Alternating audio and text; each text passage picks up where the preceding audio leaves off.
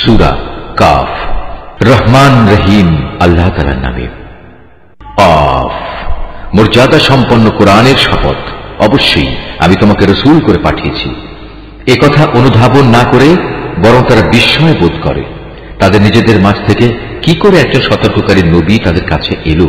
অতঃপর অবিশ্বাসীরা এও বলে, এ তো আসলে একটা আশ্চর্যজনক ব্যাপার। এটা কি এমন যে আমরা যখন মরে যাব এবং আমরা যখন মাটি হয়ে যাব তখন পুনরায় আমাদের জীবন দান করা হবে? এ তো সত্যি এক সুদূর পরাহত ব্যাপার।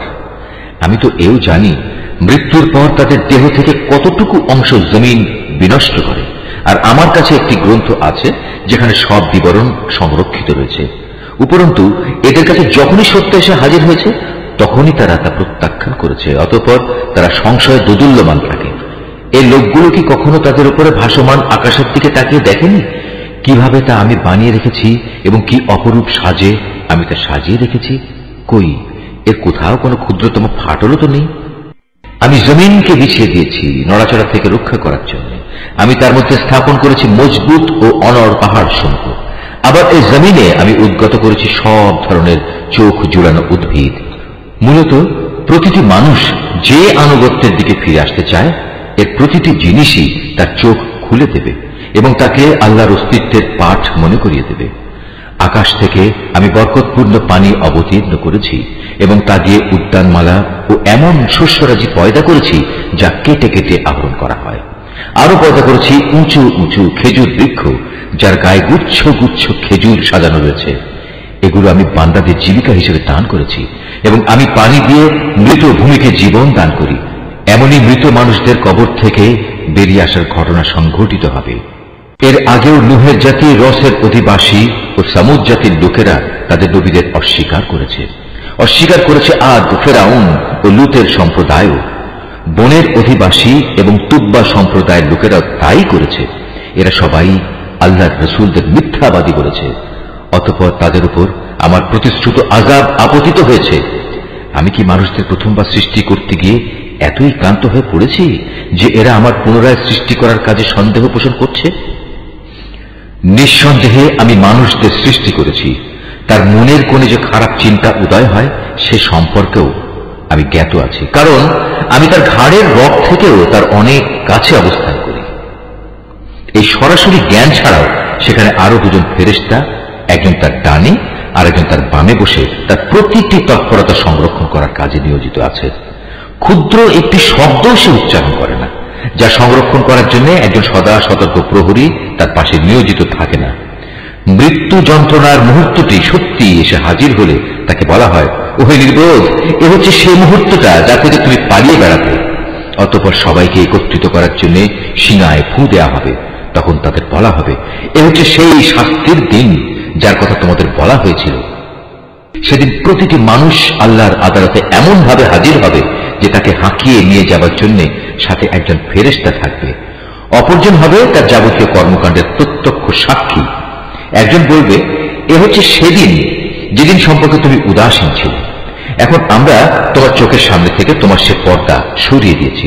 অতএব আজ তোমার দৃষ্টিশক্তি হবে অত্যন্ত প্রখর, সব কিছুই এখন তুমি দেখতে পাবে। তার অপর সাথী ফেরেশতা বলবে, হে মালিক, এ হচ্ছে তোমার আসামি, আর এ হচ্ছে আমার কাছে রক্ষিত তার জীবনের নথিপত্র। অতঃপর উভয় ফেরেশতাকে বলা হবে, তোমরা দুজন মিলে একে এবং এর সাথে প্রতিটি অধ্যত্ত প্রদর্শনকারী কাফেরকে জাহান্নামে নিক্ষেপ করো। কেননা এরা ভালো কাজে বাধা দিত, যত্রতত্র সীমা লঙ্ঘন করত, স্বয়ং আল্লাহর ব্যাপারে এরা সন্দেহ পোষণ করত। যে ব্যক্তি আল্লাহ তাআলার সাথে অন্য কিছুকে মাবুদ বানিয়ে নিত তাকেও আজ জাহান্নামের কঠিন আযাবে নিক্ষেপ করো। এ সময় তার সহচর শয়তান বলে উঠবে, হে আমাদের মালিক, আমি কিন্তু এই ব্যক্তিটিকে তোমার বিদ্রোহী বানাইনি, বস্তুত সে নিজেই ঘোর বিভ্রান্তিতে নিমজ্জিত ছিল। আল্লাহ তাআলা বলবেন, এখন তোমরা আমার সামনে বাক বিতণ্ডা করো না। আমি তো আগেই তোমাদের অধ্যকার আযাব সম্পর্কে সতর্ক করে দিয়েছিলাম। আমার এখানে কোনো কথারই রদ বদল হয় না। আমি বান্দাদের ব্যাপারে অবিচারকও নই যে সতর্ক না করেই তাদের আযাব দেব। সেদিন আমি জাহান্নামকে লক্ষ্য করে বলবো, তুমি কি পূর্ণ হয়ে গেছো? জাহান্নাম বলবে, হে মালিক, এখানে আসার মতো আরো কেউ আছে কি? অপরদিকে জান্নাতকে পরহেজগার লোকদের কাছে নিয়ে আসা হবে। সেদিন তাদের জন্য তা মোটেই দূরের বস্তু হবে না।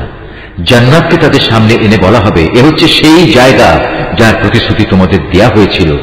এই স্থান সে ধরনের প্রতিটি মানুষের জন্য নির্দিষ্ট যে আল্লাহর বিধানের দিকে ফিরে আসে এবং তা হেফাজত করে। এ ব্যবস্থা তার জন্য যে না দেখে পরম দয়ালু আল্লাহ তাআলাকে ভয় করেছে এবং বিনয় চিত্তে আল্লাহ তাআলার কাছে হাজির হয়েছে। সেদিন তাদের বলা হবে, হ্যাঁ, আজ তোমরা একান্ত প্রশান্তির সাথে এতে দাখিল হয়ে যাও। এ হচ্ছে তোমাদের অনন্ত যাত্রার প্রথম দিন। সেখানে তারা যা যা পেতে চাইবে তার সব তো পাবেই। এর সাথে আমার কাছে তাদের জন্য আরো থাকবে অপ্রত্যাশিত পুরস্কার।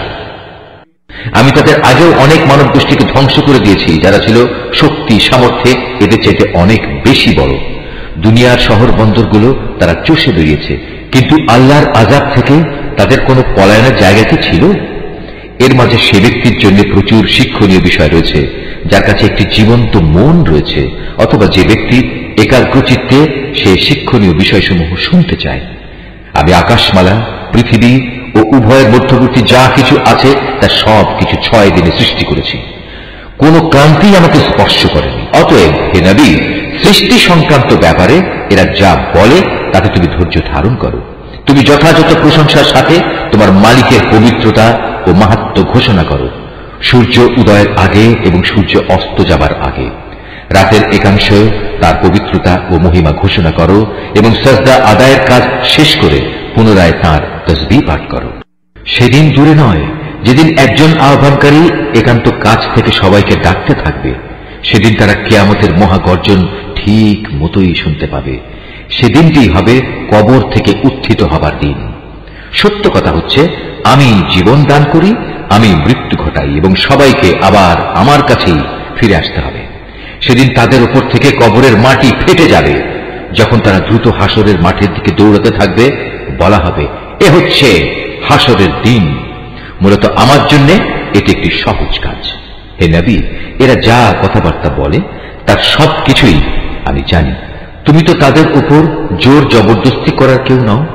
অতঃপর এ কোরআন দিয়ে তুমি সে ব্যক্তিকে সদুপদেশ দাও যে আমার শাস্তিকে ভয় করে।